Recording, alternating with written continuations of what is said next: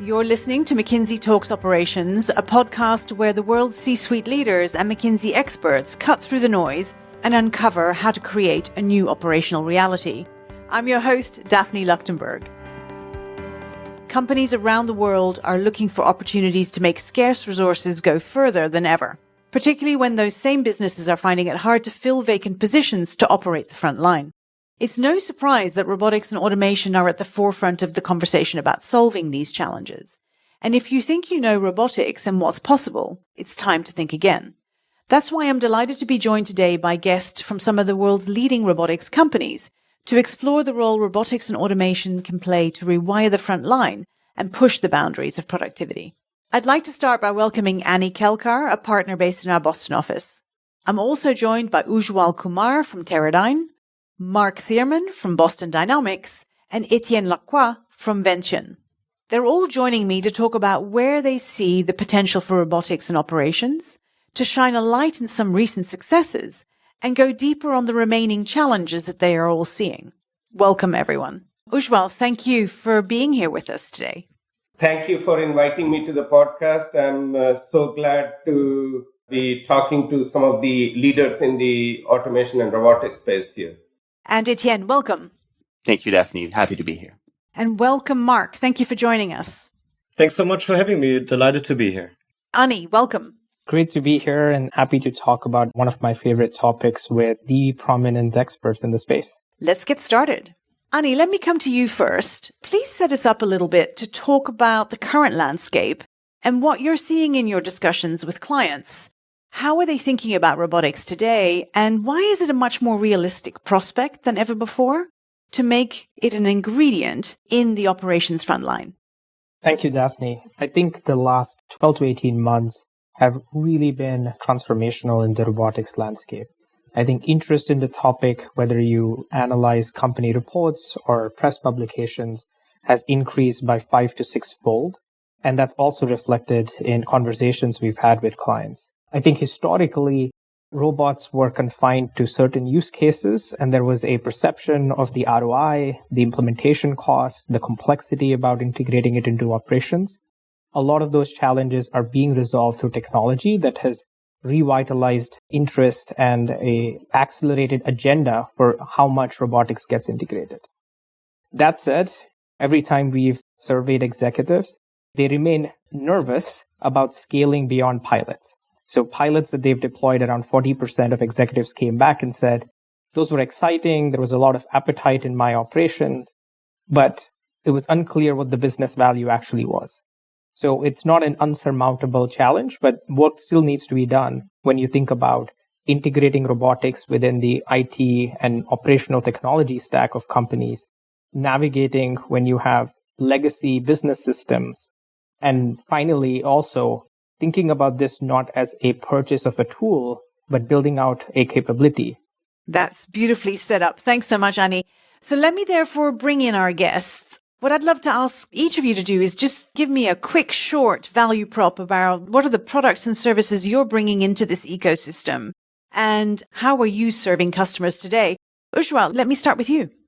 Teradyne Robotics and its companies Universal Robots and Mir offers an AI-powered, open and scalable robotics platform designed for manufacturers and industrial operators to enhance automation, improve flexibility, and future-proof their operations. Thank you. And Etienne, let me come to you. How are you being part of this new ecosystem and marketplace? Vention, the best way to think about the company is Lego Mindstorm meeting 3D CAD software, meeting Amazon Prime.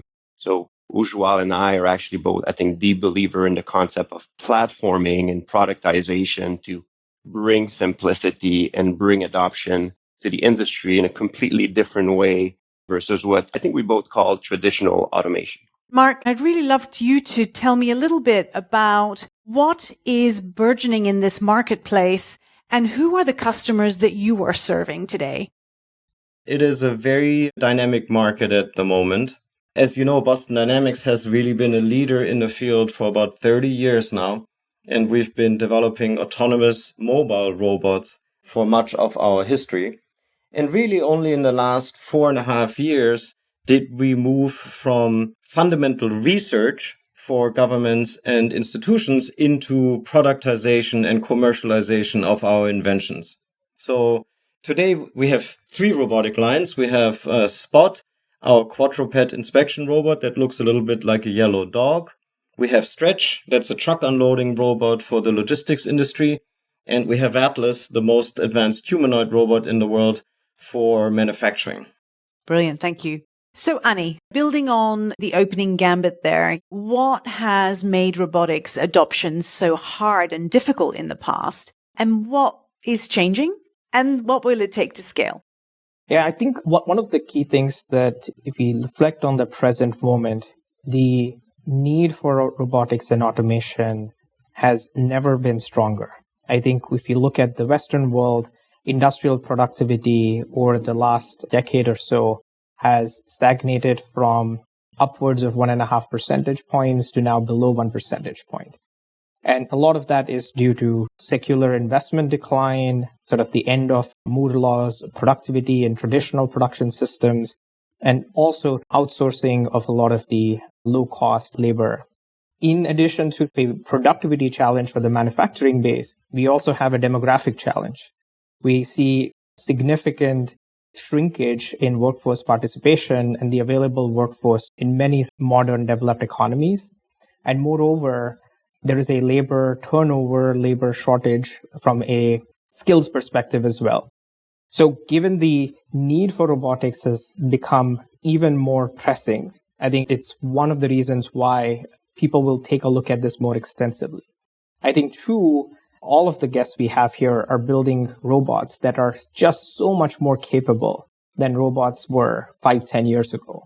Not just in terms of the types of tasks these robots are able to take on that we weren't able to take on before, but also in terms of the ease of use of robots and the ability to program them and change them to be able to tackle a more variety of applications, variety of operating contexts than were in the fixed robotic mindset of many years ago. And I think finally, the era of digitization of operations has brought to the forefront of organizations the need to invest in people and capabilities and not just buying solutions.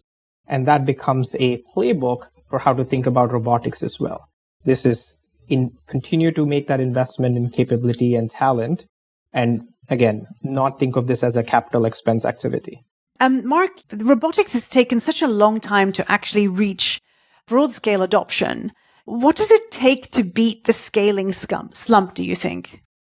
Well, you're right. It has taken quite some time, and there were some fundamental things that needed to be invented, and there's some fundamental things left to be invented to really reach scale.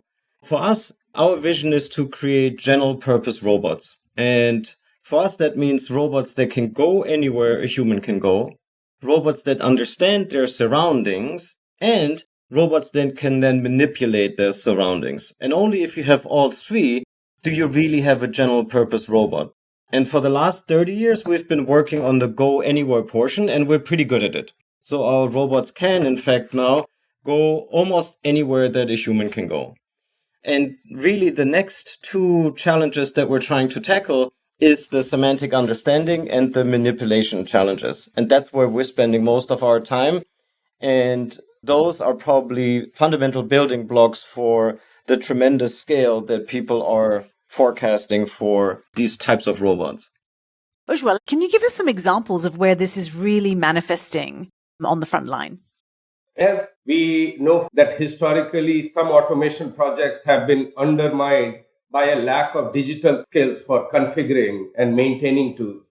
Companies have also struggled to integrate automation technologies into existing workflows.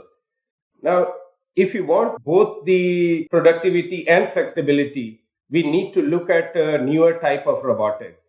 Collaborative robots can be moved around the factory floor as required. They can be integrated into existing processes. This is where, in my view, we are also going to see huge gains from AI-enabled advanced robotics in the coming years, as tasks that were previously very difficult to automate, like navigating in a complex, dynamic environment, they become doable.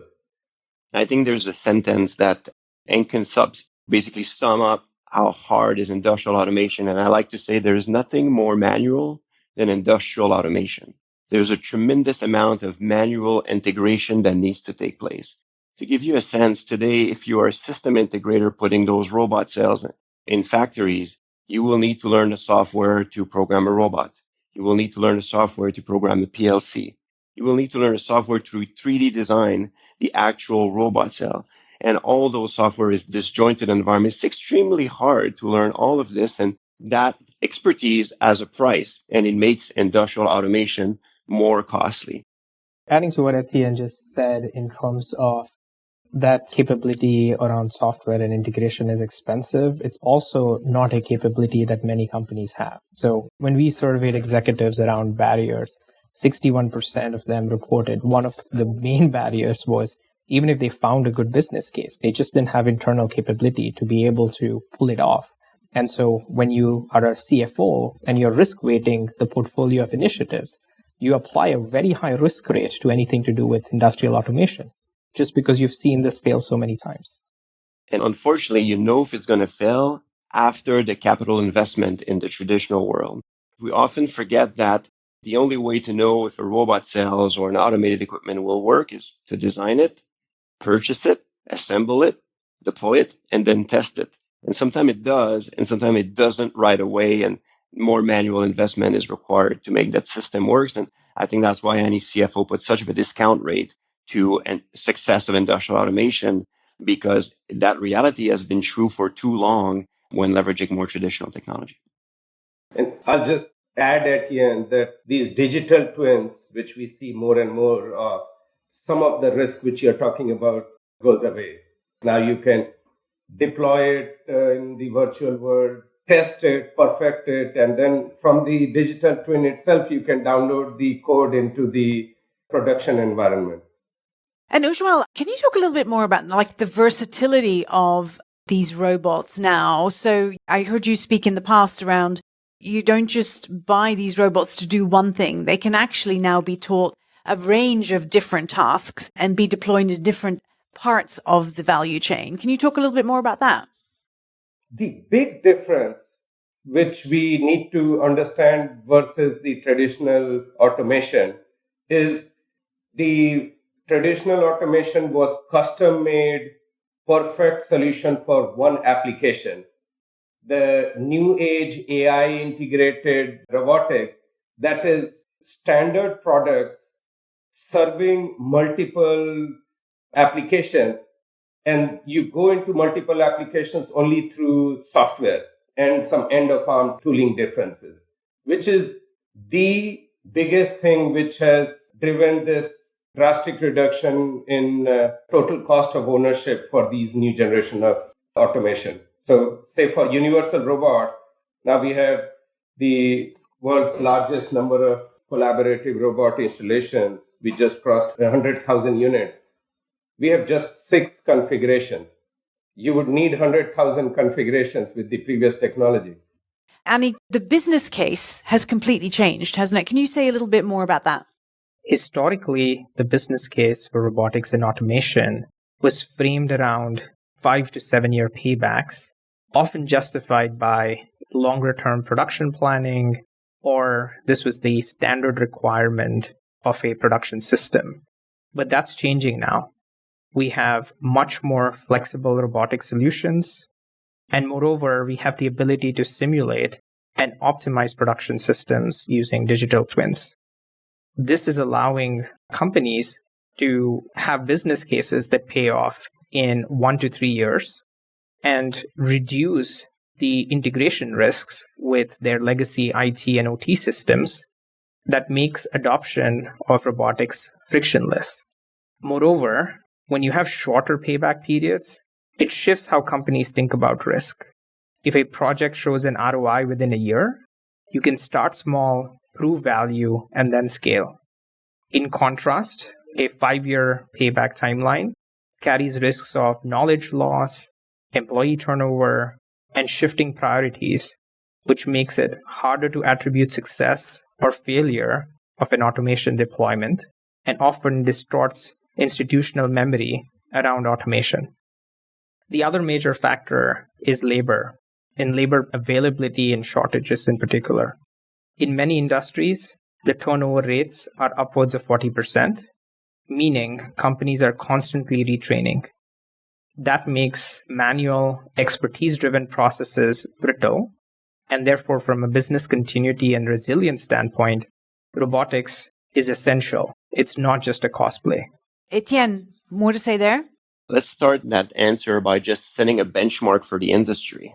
I think if we really want to move the needle for manufacturers, and there's so many manufacturers that have barely started their automation journey, payback needs to go below 1 year. If you're below 1 year, you fly under the fiscal year budget cycle. I'm sure, Annie, you have those discussions with your client all the time, but below 1 year, company get agnostic between a software investment or a hardware investment. And if at the same time you can eliminate that discount rate that we've talked about, because automation projects tend to be more risky, and the way to eliminate that is to proper digital twin ahead of capex investment, then you're in a true comparison state. So if that's the benchmark, let's talk about where the industry is today. Vention being an online platform where people can both design their system, program them, and purchase them, we have a chance to have a tremendous amount of data that we see pass every single day. Today, if we look at the project that got deployed in 2024, so we just finished the 2 or 3 months, roughly we stand at 1.3 years payback. And that's the robot, and that's all the surrounding devices that goes around the robot as well. Our clients, which include Fortune 500, but also small and medium manufacturers, on average, ask us for 2.4 years payback. So if we had that conversation just maybe 4 years ago, I would have told you that my average payback across all the project realized would be closer to 1.7 to 2 years. We're now at 1.3. And I think the path to 1 is not that far off, and it's mostly driven by what Ujjwal talked about, is this bringing more physical AI to those machines.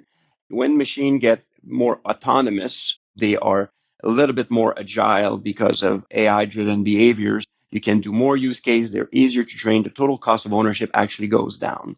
But of course, all of that is going to rely on kind of an increase in knowledge and education of the folks who are making those decisions today, and growth in capabilities and pivots in capabilities and skills. And what are some of the critical success factors to really make these applications work? Well, I think on the application specific level, I think you need to be customer obsessed. But I think more importantly, when I zoom out a little bit, we believe that the 4 pillars of this upcoming robotics revolution are dependability, safety, customer value, and AI. And only if those 4 come together will you be able to roll out autonomous mobile robots at scale. Will you be able to get the adoption curve and the change management under control? Because it's one thing to walk into a factory with Spot, a walking robot, because it looks a little bit like a dog, and a dog is the man's best friend. So people are usually fairly accepting of the robot.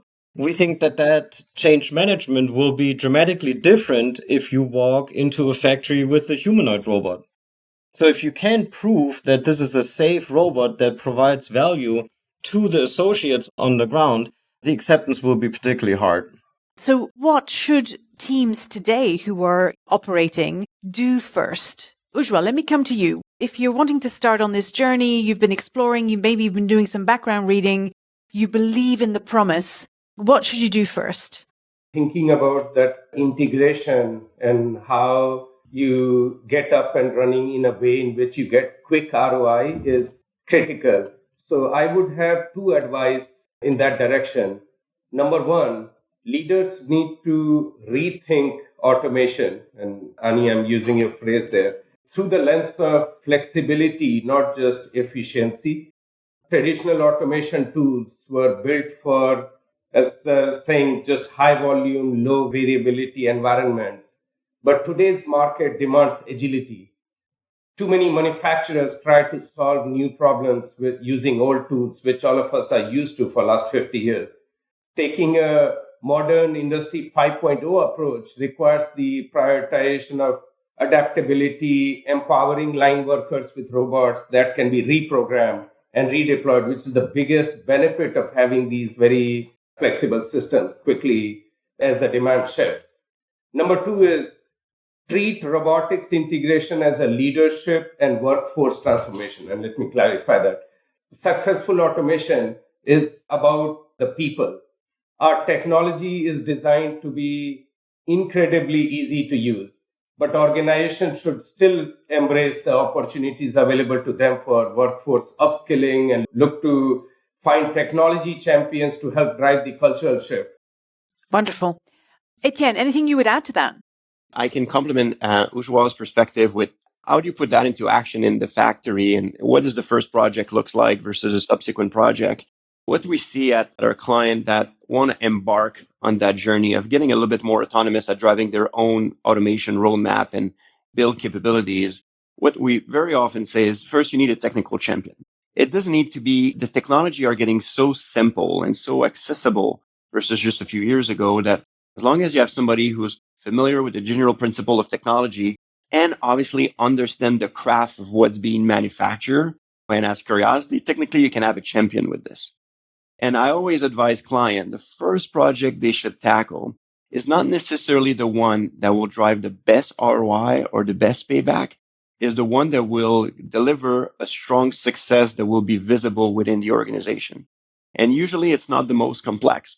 It's the one that the team, supported with the right partners, whether it's Universal Robots or Vention, will be a success. Management will perceive this as a success. We will use that project to build the first layer of capabilities and skill within that company. Yeah, you're absolutely right. This is a dramatic shift because it's a little bit like introducing a new species into your facility. And so the biggest advice is really that you need to start today, because there's autonomous mobile robots available today that you can purchase, both from us and from our competitors. And if you don't start today, you're going to be behind, because there's no way that you can go from zero to humanoid. You can't just deploy humanoid robots tomorrow without having practiced with some sort of other autonomous mobile robot. Maybe that's an AMR, maybe that's a drone, or maybe that's a walking robot from Boston Dynamics. But the change management needed, you can practice with the robots that are commercially available today, because you need to change your IT infrastructure. You need to create Wi-Fi in your facility. You need to work with your workers' council to create acceptance and appropriate behavior guidelines for both the robots and the associates. So there's a lot of work to be done, and that work can be done today with robots that are commercially readily available. Yeah. And Ani, I'd love you to speak just a little bit to, this is not about replacing workers, right? This is about enhancing workers and the workforce in the front line and making everything more productive and just more operationally excellent. What would you say around that? One of the big shifts required to truly harness robotics and automation is moving beyond viewing it as a local continuous improvement effort, say on a single line in a single factory. Increasingly, we're seeing robotics and automation elevated to the CEO agenda. Automation is becoming a core enterprise capability that is critical for competitiveness, business continuity, and resilience. And when done right, the business case pays for itself. But to unlock that value, companies need to start with a clear North Star. What does automation enable across the enterprise, not just in pockets? That strategic vision then gives local leaders the air cover to run experiments and iterate without losing momentum when priorities shift. Taking a long-term lens is key, and then from there, as Etienne described, it's about identifying lighthouse projects, places where automation can drive real impact and create visible wins. And just as important, it's not about replacing people. It's about making jobs safer, more flexible, and more meaningful, freeing up workers to focus on higher value add tasks. There are plenty of repetitive tasks that don't fully leverage our workforce skills. Automating those while investing in capability building helps elevate the labor force and future-proof operations. Marc, I loved when you were talking about it taking really a decade from prototype to full-scale adoption of robotics in kind of the workplace.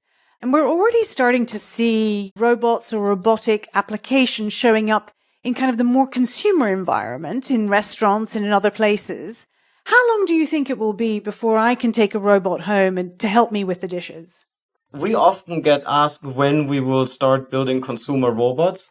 And we actually think that it's a super exciting vision. And I think we do want to get to consumer robots. But the way to get there is probably through service robots. Because today we're in this industrial era where there's strong safety standards, there's repeatable and scalable facilities, and the robots work in very structured environments. And in order to make the jump from that into I'm going to bring a robot home with me, I think that as an industry, we need to get through this service era where end consumers will get into closer contacts with these types of robots in restaurants, in retail environments, in hotels, in theme parks. And I think there they will get closer to the robots. A professional operator might still be nearby somewhere. And only if we have gone through that era will we be able to bring these robots home. I think that's a great place to finish. So we're on a journey. It feels like it's going to be accelerated over coming months and years. Thank you so much for joining us for this conversation. Thank you. Thank you, Daphne. It was great to be here. I can't wait to be back. And if you're ever in town, come check out our new humanoid robot. It's super exciting to see. And Ani, thank you for helping us frame the conversation. And I'm going to hold you to coming back perhaps in 12 months and talking to us about what we've learned in the journey ahead of time. Absolutely. You've been listening to McKinsey Talks Operations. If you like what you've heard, be sure to subscribe and stay tuned. Another great episode starts now.